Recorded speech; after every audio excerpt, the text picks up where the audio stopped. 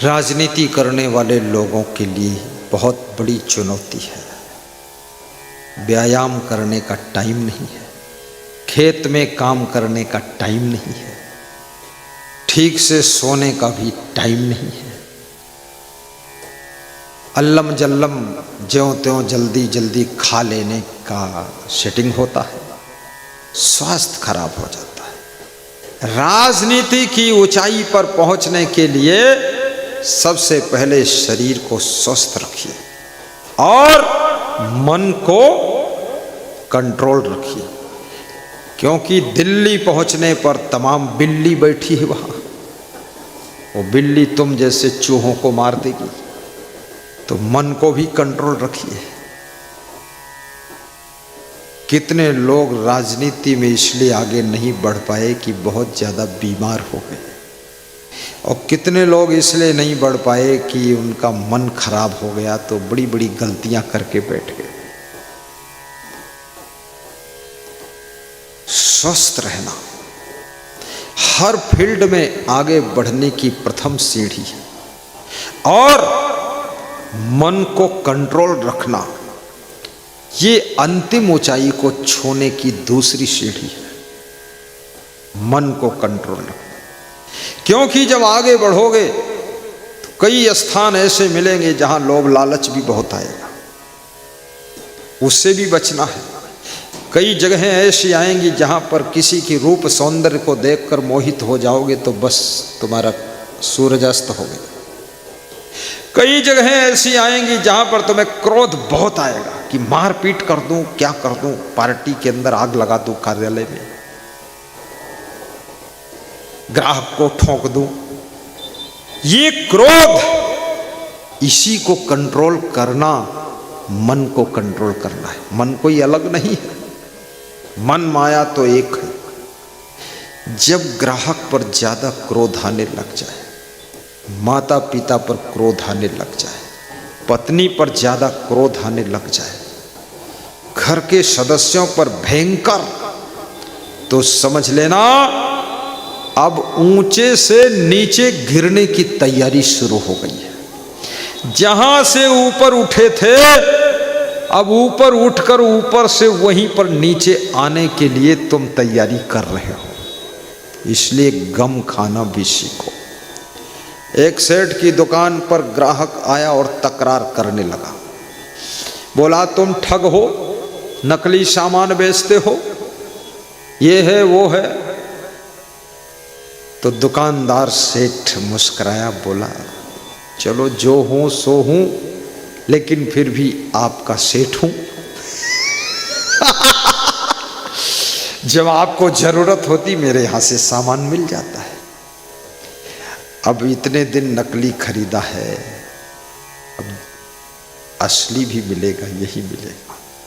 ग्राहक फिर भी शांत नहीं हुआ। ग्राहक के ज़्यादा गर्मी रहती है, क्योंकि उसको तो ये दुकान छोड़ के दूसरी दुकान पर चला जाएगा, लेकिन दुकानदार के अंदर बिल्कुल आइसक्रीम रहती है। वो सोचता है इस तरह ग्राहक टूटते गए तो अपना खाली दुकान बचेगी, दुकानदार बचेगा, और खरीदेगा कौन? दुकानदार गम खा लेता है। दुकानदार अपने काउंटर से उठा और सड़क पर पहुंच गया। वो झगड़ रहा है, बड़बड़ा रहा है। तो दुकानदार बोला सड़क से ईंट उठाकर तुझको मारूंगा, ज्यादा गाली देगा। तो दुकानदार का जो एक नौकर था वो 5 किलो का लोहे का बांट लाकर दिया कि लो सेठ जी मारो इसको। तो सेठ मुस्कराया, बोला मूर्ख, ये लोहे का बांट क्या मुझको मालूम नहीं था? इसको मारना होता तो दुकान का काउंटर छोड़ के सड़क पर क्यों आता? सड़क पर आकर ईंट इसलिए ढूंढ रहा हूं कि दुकान के काउंटर से इसको दूर करूं ताकि दूसरे ग्राहक सामान खरीदे। मारना वारना नहीं है, इसको दूर ले जाना। यहां मारपीट करने के लिए थोड़े बैठा। जो गम खा लेता है, सह लेता है, विश्व में हर फील्ड में उसको सफलता प्राप्त होती है। इसलिए घर में भी गम खा लेना।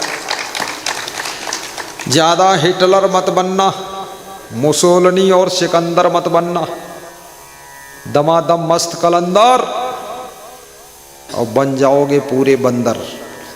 इसलिए शांत रहना, गम खा लेना, छोटे बन जाना और निभाने के लिए जितना है तुम्हारे पास, तुम्हारे घर के सदस्य कितना ही कोशिश करें फिर भी 20% नुकसान होगा ही। और 20% नुकसान जिसमें सहने की सामर्थ्य है वही संगठन को जोड़कर चला सकता है, अन्यथा संगठन बिखर जाएगा। अब 20% नुकसान सह लो तो 80% तो बचा ना। अगर 20% के लिए ज्यादा द्वंद्व मचाया तो फिर संगठन बिखर गया तो 80% जो आ रहा था वो भी बंद हो जाएगा। इसलिए 80% बचाइए, 20% छोड़िए। आपकी पत्नी भी कुछ नुकसान करेगी, आपका पति भी कुछ नुकसान कर सकता है, आपके बेटा बेटी बहू, गलती हो सकती, भूल हो सकती, कुछ आदतें हैं, अधिक खर्चा करने की आदत है, कुछ करेंगे, लेकिन आप गम खाइए, क्योंकि उनके सबके कर्म प्रारब्ध से सब आ रहा है, उन्हीं के भाग। कोई आपका खाता ही नहीं है, जिसका जहां जितना खाता है उतना वहां वो खाता है, तुम्हारा कोई नहीं खाता है। यहां भी जो भंडारा हो रहा कुंभ मेले में, जिसके भंडारा में जिसका जितना भाग्य का खाता है उतना जाकर वहां उतने दिन रहकर वो खाता है। जब उसका खाता खत्म हो जाता है तब वो यहां से चल देता है, फिर नहीं खाता है। इसलिए खाता इतना बड़ा बनाओ कि जिंदगी भर तू खाता रहे और तेरा खाता कम न पड़े। बोलिए सदगुरु भगवान की जय। तुम्हारे घर मेहमान आ जाए फिर ये मत समझना ये मेरा खाता है, नहीं नहीं, ठीक है, खिलाइए, उसके भाग्य का खाता तुम्हारे घर में पहले से आ चुका है, इसलिए वो खाता है। जब उसके भाग्य का खाता कंप्लीट फाइनल हो जाएगा तब वो तुम्हारे यहाँ नहीं खाता, फिर वो चल देता। ऐसा ही आश्रमों में होता है। इसलिए बहुत कंजूस मत बनना, लालची मत बनना, लोभी मत बनना। जैसे एक गिलास दूध और एक गिलास पानी का कितना बड़ा पेमेंट हो गया था, ऐसे ही पुण्य करते रहो, परोपकार करते रहो। कुंभ मेला की धरती पर आए हो प्यारे सुजन, अवगुणों को यहाँ छोड़कर जाइए। मैं ये भजन गा रहा था दर्शन हाल में, तो एक महिला इशारा दे रही थी अपने पति की ओर कि गुरुजी गा रहे हैं, कुंभ मेला में आए हो प्यारे सुजन, अवगुणों को यहीं छोड़कर जाइए, तो आप तंबाकू यहीं छोड़कर जाइए। वो राजस्थान की महिला थी, इशारा दे दिया।